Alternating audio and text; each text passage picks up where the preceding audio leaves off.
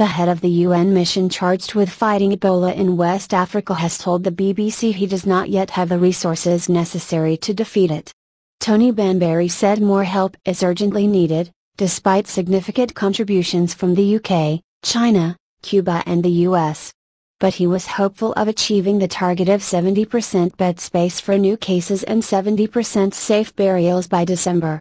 The confirmed death toll is now 4,818, says the World Health Organization.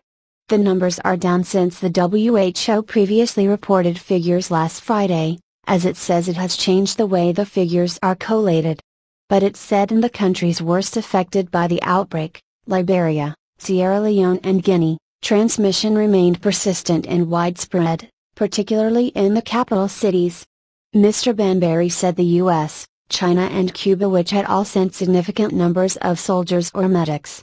Earlier, U.S. officials said President Barack Obama would ask Congress for $6.2 billion, £3.9 billion, to fight Ebola in West Africa and to avoid it spreading in the U.S.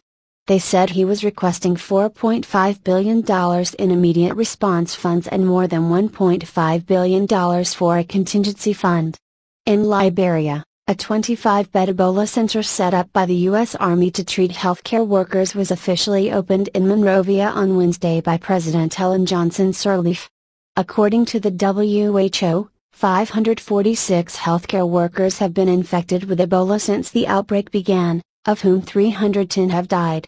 The Liberian president said these frontline staff would now have a refuge.